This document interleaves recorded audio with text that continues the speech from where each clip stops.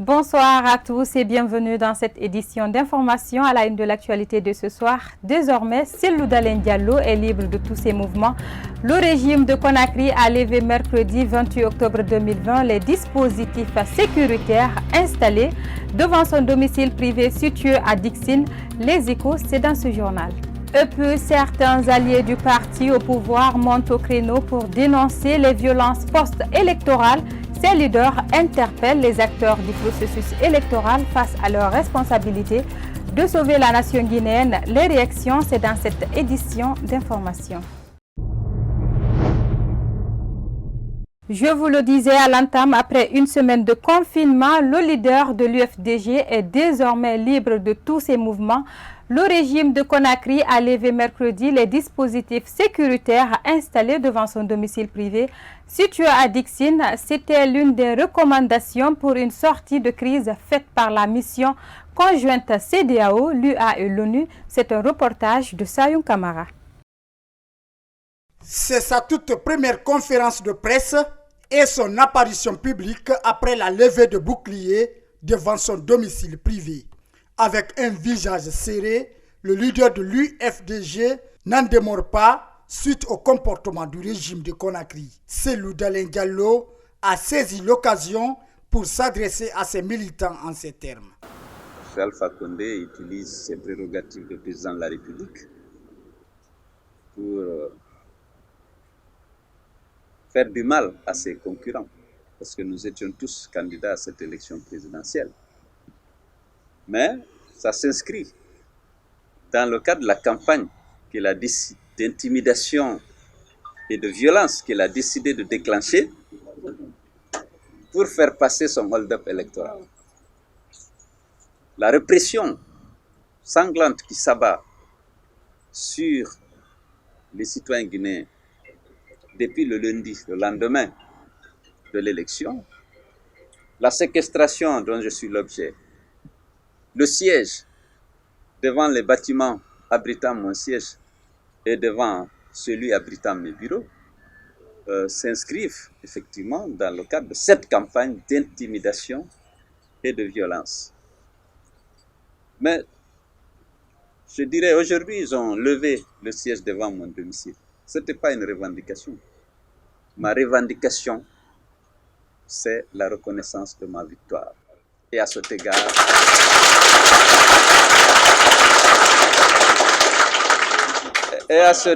je le dis haut et fort, il n'y a pas de compromis possible. Je ne veux pas que les gens considèrent que cet allègement, si on peut l'appeler ainsi, doit occulter l'objectif que nous avons, c'est celui de défendre jusqu'à la victoire qu'on a acquise dans les urnes. Alors que son siège et son QG restent toujours sous scellé judiciaire, le champion de l'Union des forces démocratiques de Guinée a brandi les preuves de sa victoire à la mission conjointe qui s'est rendue à son domicile. On a dit que toutes les opportunités sont bonnes pour communiquer les informations mettant en évidence notre victoire, parce que c'est mal connu. Mais lorsqu'on explique aux gens, tirant les leçons de l'entretien qu'on a eu avec le G5, c'est-à-dire l'ambassade de France, des États-Unis, de l'Union européenne, la CEDEAO et les Nations Unies, on a dit qu'il est important, compte tenu de la qualité des pièces à conviction qu'on détient, il est important de saisir ce truc. Il ne faut pas les laisser partir sans les mettre devant leur conscience. Et c'est ça, donc finalement, on a accepté, après qu'ils viennent et qu'on leur explique, tout en réaffirmant notre détermination à ne pas accepter le hold-up électoral et en leur faisant le reproche, bien entendu, de n'avoir rien pu faire pour ouvrir un dialogue pour préparer ces élections. Ils n'ont rien pu faire pour aider les Guinéens à se sortir de cette crise qui dure depuis 1 an. Chaque fois qu'ils sont venus, ils sont repartis, ils ont organisé des visioconférences, soi-disant pour préparer un dialogue politique. Mais comme Alpha ne veut pas de dialogue, parce qu'il n'a pas d'argument. Lui, comme disait l'autre, c'est l'argument de la force et non la force des arguments. Le président de l'UFDG a profité de ce point de presse pour adresser ses condoléances les plus émues aux familles endeuillées au cours des violences post-électorales. Après les violences post-électorales, l'heure est au bilan et aux appels au calme et à la retenue au sein du camp présidentiel. Certains alliés du parti au pouvoir montent au créneau pour dénoncer les violences avant d'interpeller les acteurs du processus électoral face à leurs responsabilités. C'est un reportage de Mohamed Traouri. Au sein de la mouvance présidentielle, l'on se dit être préoccupé pour le retour au calme et l'instauration de la paix après les violences post-électorales. Pour cet activiste de la vie politique guinéenne et allié du RPG Arc-en-Ciel, la politique ne doit pas diviser les Guinéens. Quand on dit que la Guinée est une famille, c'est une réalité. Mais moi, par exemple, je suis malinqué. Ma mère est Peul, ma femme est Peul. Donc, j'ai des cousins Peul, Malinké, Soussou et Forestier. Alors, je vais faire la guerre à qui? C'est ça. Et chaque Guinéen n'a qu'à voir et savoir que de près ou de loin, ils sont liés. Et les acquis que nous avons déjà à notre possession, des infrastructures administratives ou des infrastructures routières, hein, ça appartient à tous les Guinéens. Ça appartient à tous les Guinéens, sans exception. Poursuivant, Ismaël Kouyaté demande aux leaders politiques qui étaient en lice lors du scrutin du 18 octobre 2020 d'éviter les discours va-t-en-guerre pour sauver la nation guinéenne. Nous avons appelé aux élections. Les élections se sont passées dans les très bonnes conditions. Dieu merci, le travail du citoyen est terminé et il a déjà exprimé son devoir et il faudra qu'on respecte ses droits. Nous appelons les politiciens, nous qui sommes engagés dans la politique. On s'est engagé, c'est pour un développement durable, profitable à tous les Guinéens. Mais nous n'avons pas choisi la politique pour tuer ces Guinéens ou essayer de mettre ces Guinéens-là en position difficile. Donc j'appelle solennellement à tous les partis composants des politiciens de s'entendre et de dire à nos militants de se ressaisir. Selon les sources officielles, les violences post-électorales ont entraîné 21 cas de mort et la destruction de plusieurs biens privés. Du côté de l'opposition, on parle au moins de 27 personnes tuées par balle.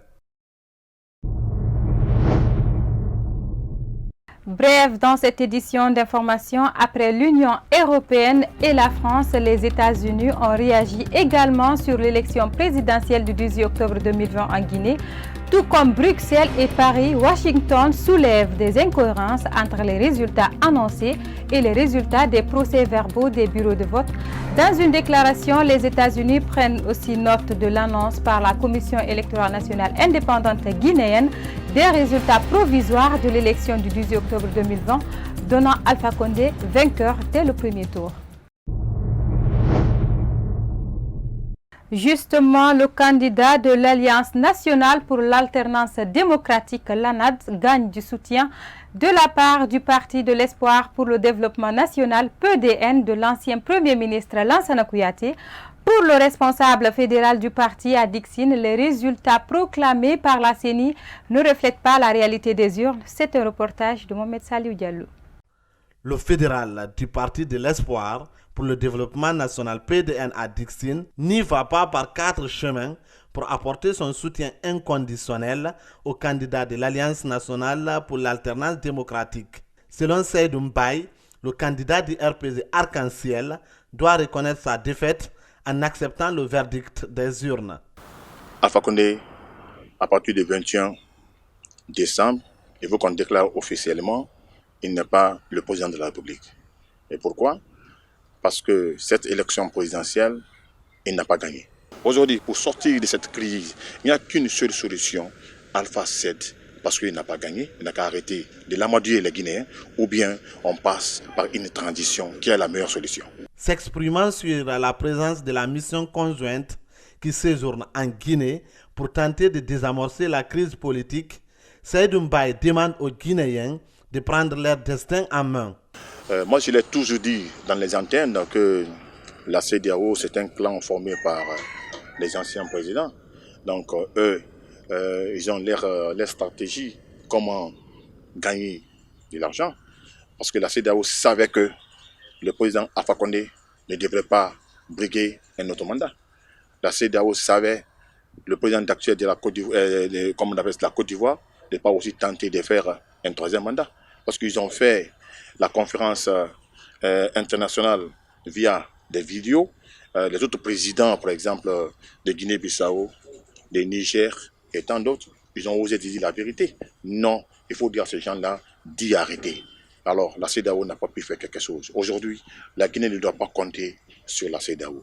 La Guinée doit compter sur ses fils dignes de ce pays, comme les Lansana Kouyaté, les Cellou Dalein, Sidia et moi personnellement.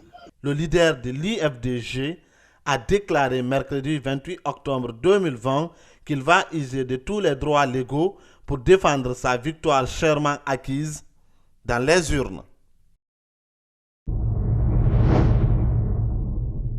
Parlant toujours de l'élection présidentielle du 18 octobre 2020, il faut dire que l'Union européenne et la France ont émis de doutes sur la fiabilité et la crédibilité du scrutin. Dans un rapport rendu public, l'Union européenne prévient que des interrogations demeurent quant à la crédibilité du résultat qui déclare Alpha Condé vainqueur avec 59,49%.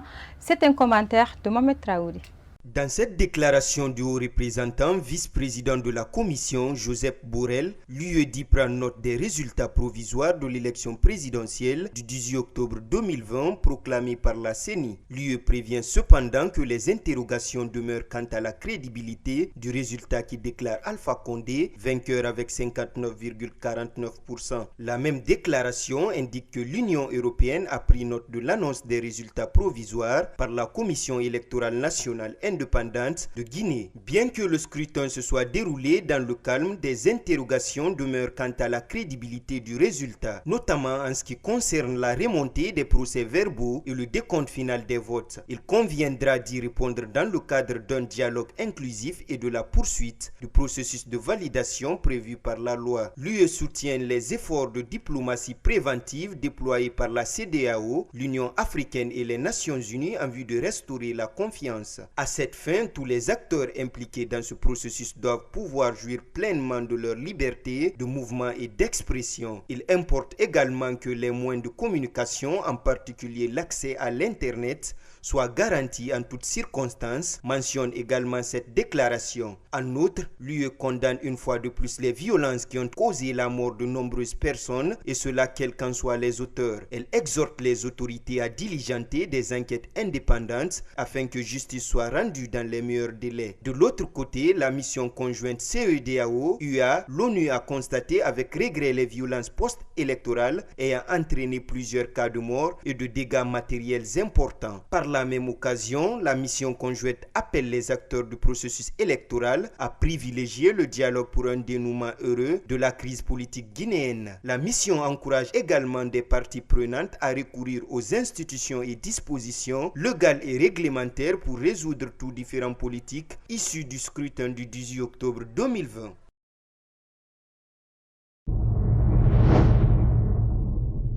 L'Observatoire citoyen des droits des consommateurs déplore les violences post-électorales qui ont provoqué plusieurs pertes en vies humaines et des dégâts matériels importants, une situation qui, selon l'organisation, a occasionné la hausse vertigineuse des prix de denrées de la première nécessité dans les différents marchés guinéens. C'est un reportage de Kadiatou Bari.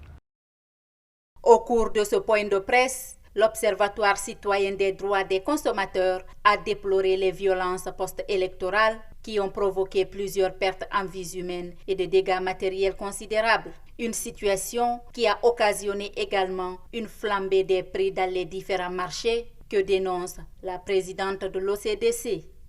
L'Observatoire citoyen des consommateurs OCDC, soucieux du bien-être des populations sans distinction aucune, ne peut passer sous silence les violences dont sont victimes les paisibles citoyens. Au nombre de ces violations constaté, il est à déplorer.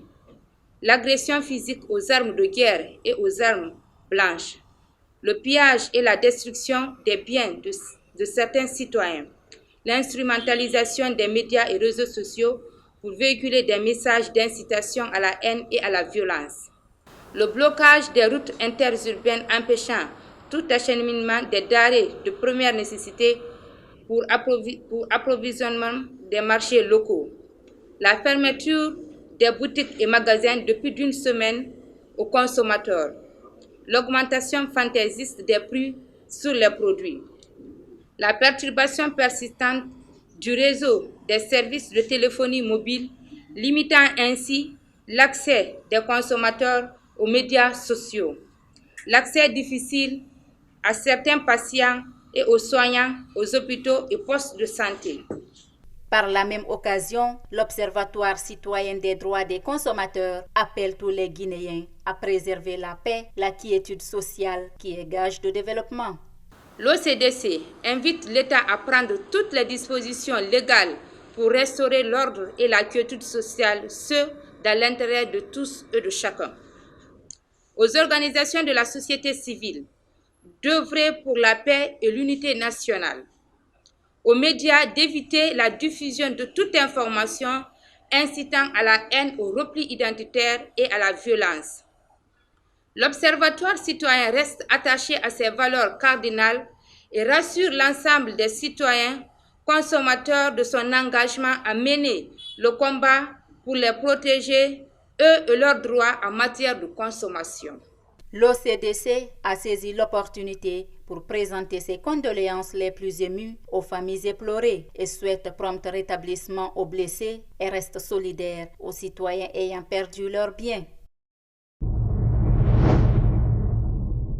Après 2 jours d'altercation entre militants du RPG et de l'UFDG, les citoyens de Wanindara 2 et de Kissoso Plateau dans la commune de Ratoma ont décidé de faire la paix. C'est suite à l'implication des sages de ces 2 quartiers que les jeunes ont décidé de mettre fin à toute violence. Suivez les réactions de quelques habitants au sortir de cette réunion.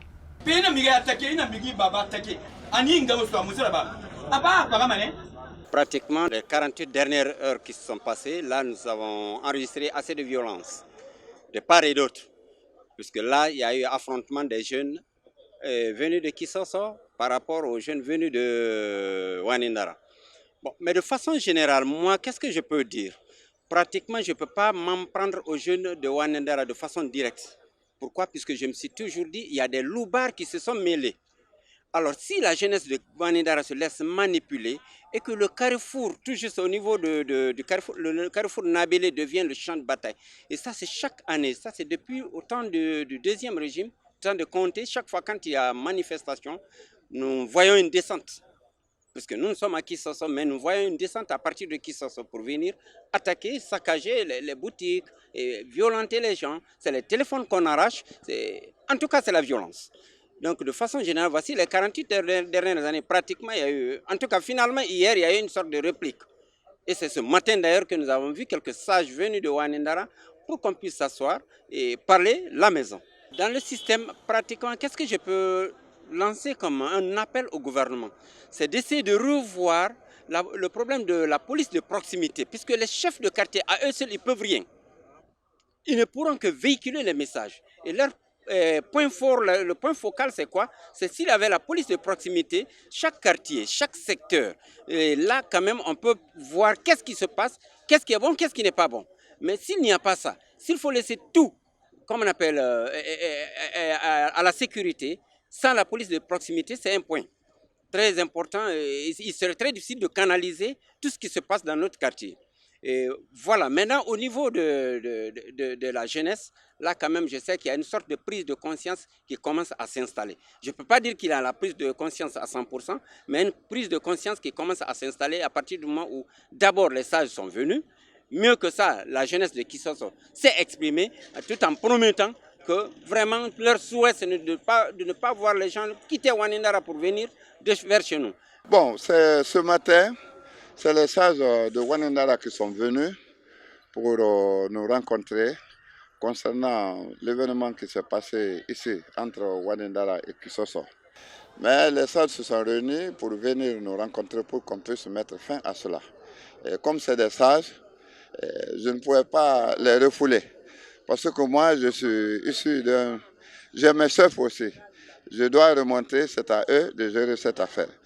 On a dit, ils l'ont dit, de ne jamais laisser quelqu'un dépasser ce jeu pour descendre sur Kisoso pour venir détruire. Et nous aussi, à notre tour, on les a répondu la même chose. De ne pas... Et plus souvent, comme c'est à partir de Wadendara que ça descend sur Kisoso, on les a promis que vraiment, s'il plaît à Dieu, on fera notre moyen pour ne pas que les enfants partent là-bas. Tu sais, le gros problème de Conakry, si tu ne connais pas, tu vas accuser ton voisin. Mais ça, nous, on n'accuse pas Kisoso, on n'accuse pas Wadendara. Ce que je dis, c'est le mouvement politique. Ce mouvement politique, tout le monde sait que quand ça vient, les jeunes s'infiltrent. Tu verras partout des regroupements de choses comme ça. Alors, on a pris des dispositions maintenant. Si il s'agit maintenant des deux quartiers, ça ne se répète plus. À l'endroit des jeunes maintenant, c'est les jeunes même qui ont pris les décisions maintenant que ça ne se fera plus dans ces deux quartiers-là. Et il n'y aura pas de regroupement, il n'y aura pas de ménage.